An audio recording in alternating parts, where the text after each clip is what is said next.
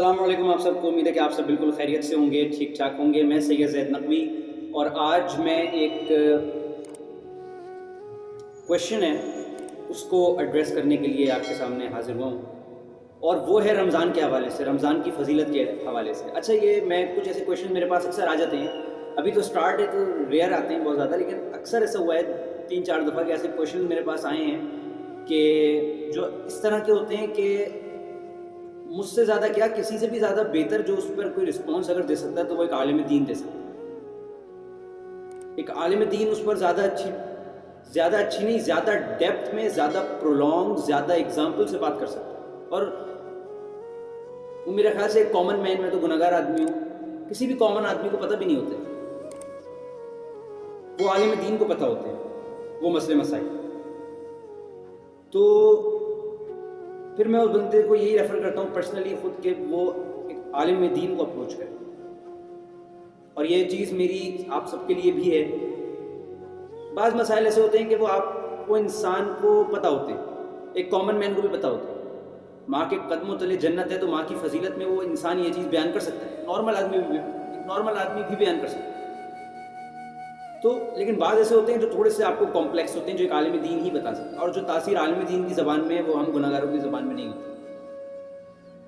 سب سے پہلے تو میں آپ لوگوں تک ایک چیز آپ کو بتاؤں. ایک صاحب نے مجھے کہا تھا کہ رمضان کے اوپر اگر تھوڑی سی آپ روشنی اس حوالے سے ڈال دیں کہ نہ صرف حدیث ایسی کہ جو یہ بتائے کہ رمضان کیسے ایک بونس ہے, ایک بوسٹ فل مہینہ کیسے ہے, boost full, how is it a bonus. ٹھیک ہے, رمضان ایک بونس کیسے ہے, تو اس کے لیے کوئی ایسی حدیث جو سب سے بیسٹ ہو, سب سے بیسٹ ہو, سب سے زیادہ اٹریکٹیو ہو, سب سے زیادہ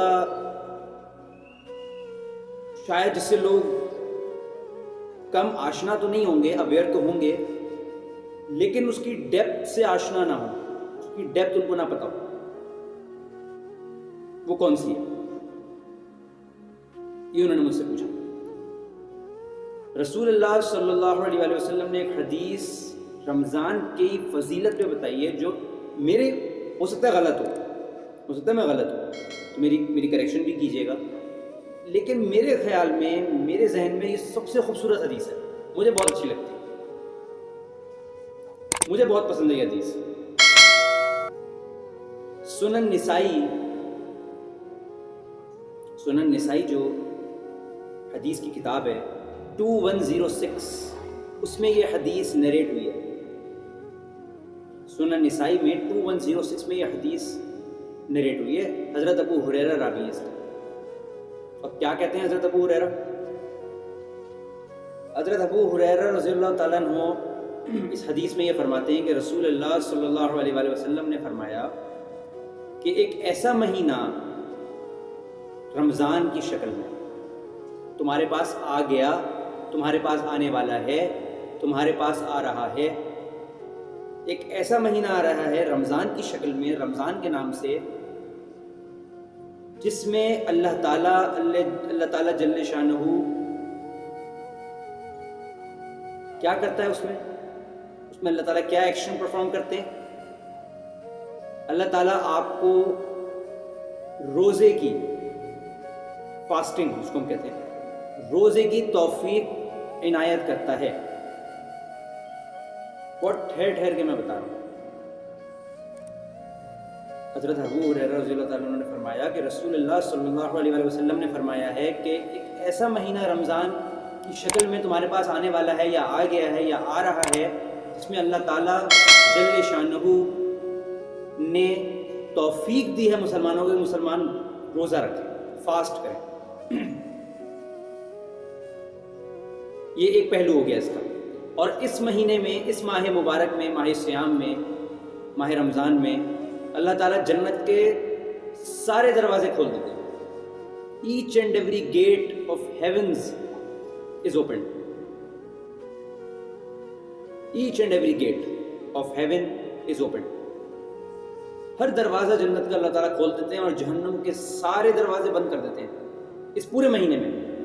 فرام دا ٹائم کے چاند نظر آتا ہے رمضان کا ٹل کہ جب تک عید کا چاند نظر نہیں آتا اللہ تعالیٰ جنت کے دروازے کھول دیتے ہیں، جہنم کے دروازے بند کر دیتے ہیں، یعنی کہ no one will be entering hell مسلمانوں میں سے this package is for the Muslims, یا ان کے لیے جو کنورٹ ہو رہے ہوتے ہیں مسلمانوں کے لیے، مسلمان ریلیجن میں اسلام قبول کر رہے ہوتے ہیں، ان کے لیے بھی یہ obvious بات ہے، now they are entering in the gateway of Islam, تو ان کے لیے بھی یہ پیکیج ہے نا. تو یہ مسلمانوں کے لیے پیکیج ہے کہ اللہ تعالیٰ اس میں آپ کو توفیق دیتے ہیں روزہ رکھنے کی، اور جنت کے سارے دروازے کھول دیتے ہیں اور انکلوز کر دیتے ہیں سارے دروازے جہنم کے، یعنی کہ no one will be entering hell and all will be going in paradise, all the Muslims. سب کو یہ موقع اللہ تعالیٰ فراہم کرتا ہے جو اس مہینے کو اویل کر سکتے ہیں، جو حیات ہوتے ہیں، زندہ ہوتے ہیں، اس مہینے کو پا لیتے ہیں. اور ڈیولز، شیاطین آف ایوری سارٹ، انہیں باندھ دیا جاتا ہے، قید کر دیا جاتا ہے. دے آر چینڈ اپ بروٹلی، بری طرح سے اللہ تعالیٰ چین اپ کر دیتے ہیں ان کو، تاکہ اللہ تعالیٰ کے بندے، اللہ تعالیٰ کی بندیاں اس مہینے کو پوری طریقے سے اویل کر سکیں. آگے رسول اللہ صلی اللہ علیہ وسلم نے فرمایا ایک ایسی رات ہے اس میں، اس ماہ مبارک میں، ایک ایسی رات ہے ماہ صیام میں، ماہ رمضان میں، جو 1000 مہینوں کی عبادت سے بہتر ہے، جس کا قرآن میں ذکر ہوا انا انزلناہ فی لیلۃ القدر وما ادراک ما لیلۃ القدر لیلۃ القدر خیر من الف شہر تنزل الملائکۃ والروح فیہا بإذن ربهم من کل امر سلام ہی حتی مطلع الفجر.